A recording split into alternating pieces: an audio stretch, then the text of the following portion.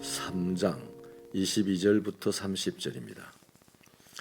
요한복음 3장 22절부터 30절 말씀 한 절씩 교독하겠습니다. 그 후에 예수께서 제자들과 유대 땅으로 가서 거기 함께 유하시며 세례를 베푸시더라.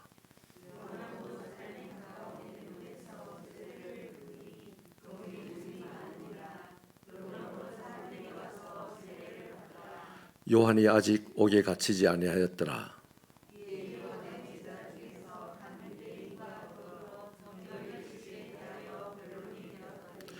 그들이 요한에게 가서 이르되 랍비여, 선생님과 함께 요단강 저편에 있던 이 곧 선생님이 정언하시던 이가 세례를 베풀매 사람이 다 그에게로 가더이다.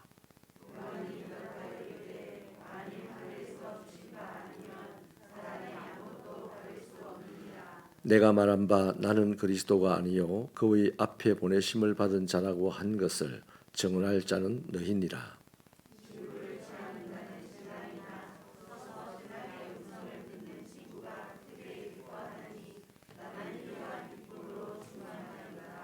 같이 읽습니다. 그는 흥하여야 하겠고 나는 쇠하여야 하리라 하니라. 아멘. 유명용 박잉혜 권사님, 유명용 장로님 가정에서 예물 드립니다. 정년집 집사님, 송원실 권사님 가정에서 드립니다. 송윤재 장로님, 최소영 권사님 가정, 차지연 집사님, 류인호 지미라 집사님 가정, 이승홍 차정옥 집사님 가정, 곽정순 집사님, 정문규 집사님 가정에서 드렸습니다. 누가복음 7장 28절에서 예수님은 세례 요한을 일컬어서 여자가 낳은 자 중에 가장 큰 자다, 큰 자가 없다, 이런 말씀을 아주 강하게 하셨습니다. 그렇다면 세례 요한의 어떤 점 때문에 예수님은 세례 요한을 남자들 중에서 제일 큰 자다라고 말을 했을까요? 두 가지 이유가 있는데, 하나는 예수와 자신을 비교하지 않았기 때문입니다. 예수님은 세례 요한의 제자였다가 자신을 따르는 몇 명의 제자들을 데리고 유대 땅에서 세례 예식을 이제 베풀기 시작을 했습니다. 물론 세례 요한도 여전히 애논에서 세례를 베풀고 있었습니다. 이때 요한의 제자들과 유대인들 사이에 결례에 대한 논쟁이 벌어지게 되었는데, 그런 와중에 요한의 제자들이 세례 요한에게 달려와서 말을 하기를, 대부분의 사람들이 예수에게 세례를 받으러 갑니다, 그렇게 말을 한 거죠. 인기를 다 빼앗겼다는 겁니다. 이제 세례 요한은 무명해지기 시작하고 예수님이 뜨기 시작하는 거예요. 그 세례 요한의 제자들 입장에서는 속상할 일이지 않습니까? 자, 그런데 거기에 대하여 세례 요한이 대답을 하는데, 하늘이 주신 바가 아니면 아무것도 받을 수 없다, 그렇게 말을 합니다. 이 말은 다시 말해 하나님이 그렇게 하라고 허락하신 일이다라는 것을 말합니다. 이것으로 요한의 제자들의 마음속에 품고 있던 모든 비교의식들은 사라지게 되었습니다. 여러분, 비교의식 이거 참 난감한 거거든요. 비교의식이나 경쟁의식은 하나님의 사람을 망치게 하고 그들이 감당하는 공동체의 사역까지도 망치게 하는 아주 고약한 함정입니다. 이 비교의식은 시기, 질투, 원망, 미움, 다툼, 이런 것들을 번식시키는 배양지와 같은 것이기 때문입니다. 내가 누군가와 비교를 하기 시작하면 나는 그 사람과 함께 일을 하기가 싫어집니다. 그 사람이 미워집니다. 그 사람이 있는 공동체가 싫어집니다. 바로 이 비교의식이라는 것은 모든 악감정의 배양지입니다. 자, 그래서 이 비교의식 때문에 자신도 망치고 자신이 속한 공동체의 사역도 망치는데, 결국 그것은 어디로 연결되냐 하면 모든 것을 합력해서 선을 이루시는 하나님을 무시하는 행위가 됩니다. 또 하나님의 뜻을 짓밟아 버리는 경거망동이 되는 겁니다. 그러니까 여러분, 우리가 다른 사람과 나를 교회 생활하면서 비교한다, 이거는 어마어마하게 큰 죄입니다. 남과 나를 비교하는 거예요. 그런데 우리는 그게 우리 마음 안에서 다반사로 일어나거든요. 이런 것들을 말씀과 기도로 제거해 나가는 것이 바로 신앙의 정진이고 구도이고 주님과 동행이 되는 것입니다. 다른 자체가 사람들에게 주목받고 죄송합니다. 다른 사람이 사람들에게 주목받고 또 인정받을 때 내가 만약에 그를 축하하고 축복해 준다면 어떤 일이 일어나겠습니까? 합력하여 선을 이루시는 하나님의 이 영광이 세상에 나타나겠죠. 세례 요한은 예수님과 자신을 비교하지 않는 신앙인이었습니다. 그래서 이 세례 요한을 큰 사람이다라고 하는 거죠. 또 다른 하나는 세례 요한은 언제 어떤 상황에서도 자신의 지위와 상황 이런 것보다는 하나님의 뜻을 우위에 두었기 때문입니다. 본문에서도 몇 가지 그런 예를 볼 수가 있는데 첫째, 예수 사역의 확장을 하나님의 섭리로 인정했습니다. 자기 사역을 빼앗긴 것과 같거든요. 근데 그것을 하나님의 섭리로 인정을 했고, 둘째, 자신의 그릇이 어떤지 정확하게 파악하고 그 한계 안에서 만족했었습니다. 세례 요한은 자신이 결단코 그리스도가 아니며 그의 길을 예비하는 자임을 날마다 초질관 밝혀왔지 않습니까? 셋째는 세례 요한은 하나님의 뜻과 섭리가 이루어지는 것을 아주 기뻐했습니다. 내 자존심은 이미 많이 짓밟혔지만 나는 사람들에게 많이 외면받기 시작했지만 하나님의 뜻이 이루어지는 것을 많이 기뻐했죠. 그걸 이제 예수를 신랑으로 자신을 덜러리 친구로 비유하면서 신랑 입장할 때 덜러리가 기뻐하는 것과 같다라고 지금 고백합니다. 그러면서 하는 말이 뭡니까? 그는 흥하여야 하겠고 나는 쇠하여야 한다. 이런 주장까지 합니다. 제가 일전에 한번 1년 동안 목회자 신문에 칼럼을 썼는데 교회야 청년들이 쉬었다 떠나는 곳으로 교회가 청년이 쉬었다 떠나는 곳이 되어라고 하는 제목으로 칼럼을 썼더니 전국에서 여러 목사님들이 전화가 와가지고 제가 그때 아주 곤욕을 치렀습니다. 요지가 뭐냐면 청년들이 떠나면 교회가 망하는 거 아니냐 그래요. 그래서 제가 그럼요. 교회는 망하고 청년들은 살면 되죠. 그러면 그 청년이 하나의 교회가 되어서 민들레가 퍼지듯이 가는 곳곳마다 교회가 서지 않겠습니까? 원론적으로 제가 말이 맞잖아요. 근데 이제 교회를 목회하는 목사님들 입장에서는 자신의 교회에 미래가 없다는 거죠. 그런데 저는 그걸 경험해 봤습니다. 덕천교회에 있을 때 청년들이 주로 그 옆에 경남정보대학인가요? 그거 하고 또 기술대학 같은 학교가 하나 있었는데 주로 거기 다니고 대체로 결선 과정의 청년들이었습니다. 그러니까 별로 꿈이 없었어요. 그래서 제가 청년들을 지도하면서 학교만 졸업하면 자꾸만 편입해서 어디 가라 그랬어요. 갈 수 있으면 저 외국으로 가고 그게 안 되면 서울로 가고 다 가라 했습니다. 그 청년들이 한 20년 가까이가 그런 식으로 해서 이제 떠났어요. 담임 목사님이 난리가 났어요. 이 청년 사역하라고 애를 하나 불러놨더니 이 친구가 와가지고 청년들 다 내보낸다고 그러는 거죠. 그래서 이제 목사님하고 한번 밥 먹고 돌아오는 길에 목사님이 제보고 엘리베이터 안에서 청년 사역하는 목회자한테 사택 주는 교회가 있는지 한번 찾아봐라 그래요. 그 말은 나가라 이 말이죠. 그래서 제가 그때 좀 무례했지만 담대하게 그 담임 목사님 들었던 말씀이 이랬습니다. 목사님, 3년에서 5년만 기다려 보세요. 대나무 심어놓고 대나무가 한 해 만에 자라기를 바라는 사람은 농부가 아닙니다. 3년이나 5년만 기다리면 목사님 교회 청년들이 아마 바글바글 할 겁니다. 제가 그랬어요. 그 목사님이 비웃듯이 웃고는 이제 헤어졌습니다. 그리고 3년이 지나면서부터 이제 청년들이 모여들기 시작을 했습니다.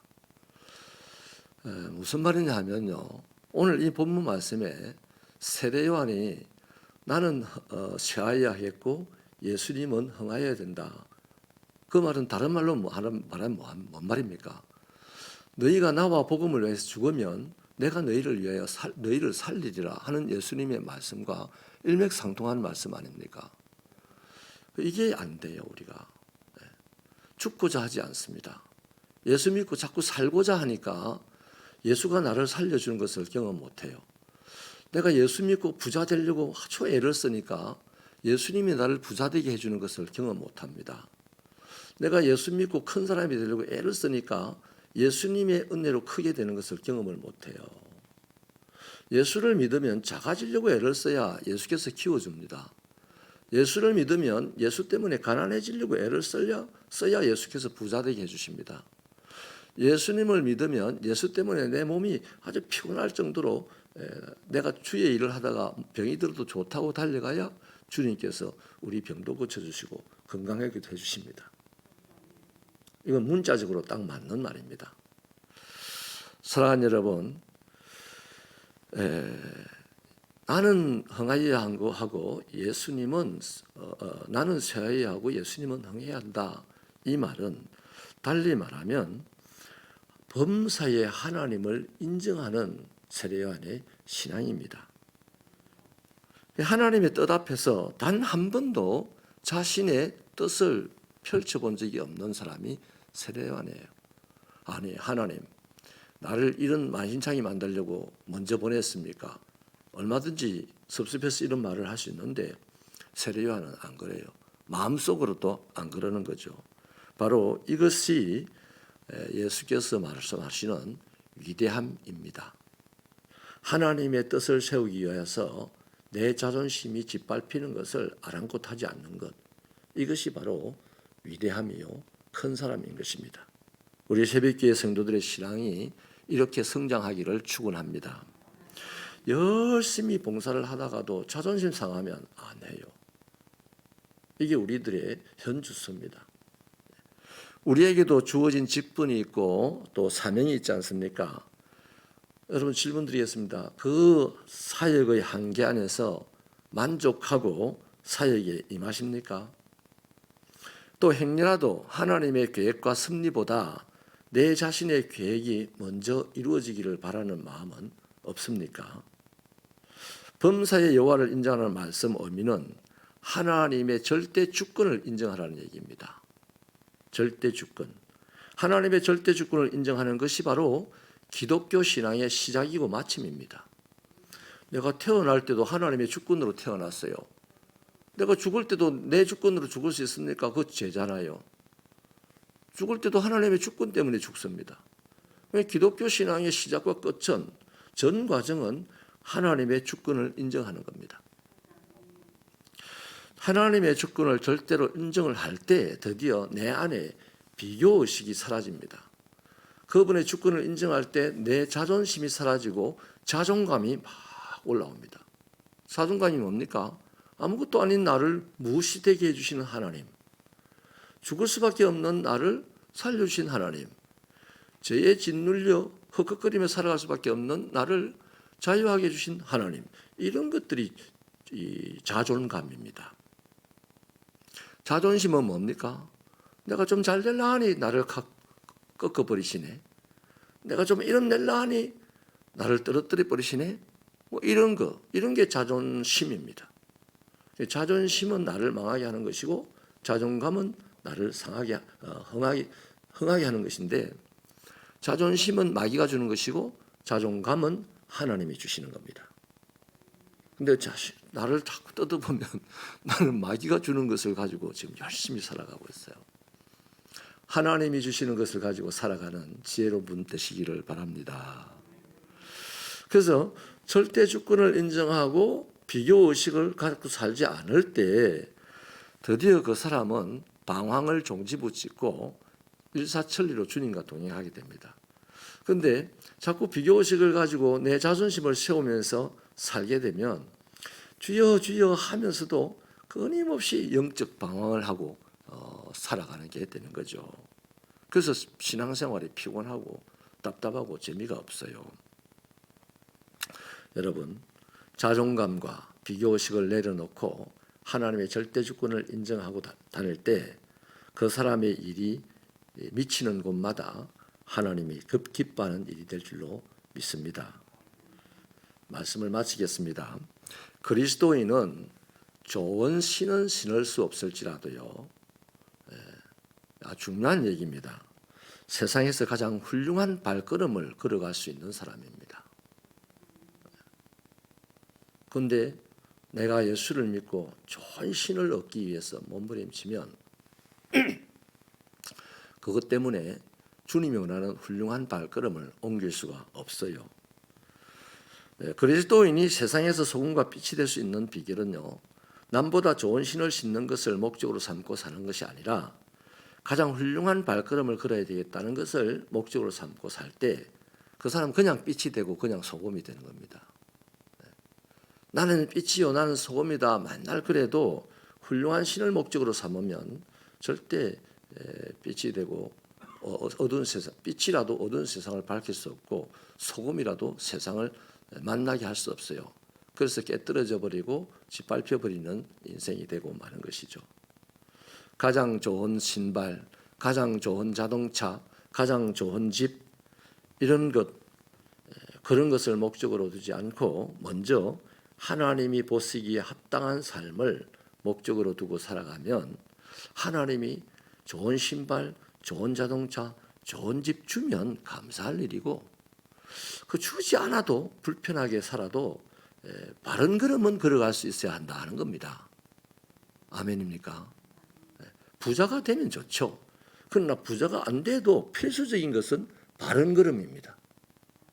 그리스도인이 이러면 바른 걸음이 기본이고 그 위에 부자도 있고 가난한 사람도 있고 건강한 사람도 있고 병든 사람도 있고 많이 배운 사람도 있고 못 배운 사람도 있는 거죠.